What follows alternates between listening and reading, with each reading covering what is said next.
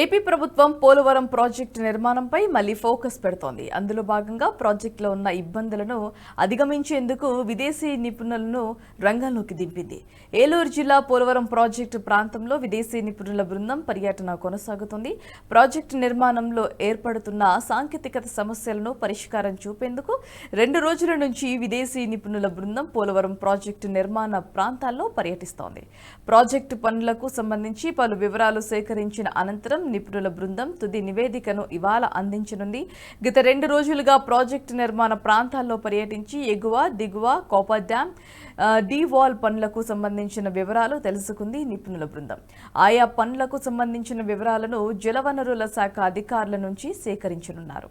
ఈ వీడియో మీకు నచ్చినట్టయితే లైక్ చేయండి, 10 మందికి షేర్ చేయండి. అలాగే కామెంట్ల రూపంలో మీ అభిప్రాయాలను మాతో పంచుకోండి. Nationalist hub group of channels ను సబ్స్క్రైబ్ చేసుకుని తెలుగునాట జాతీయవాద జర్నలిజాన్ని ప్రోత్సహించండి. ఈ వీడియో కింద ఉన్న బెల్ ఐకాన్ పై క్లిక్ చేయడం మర్చిపోవద్దు.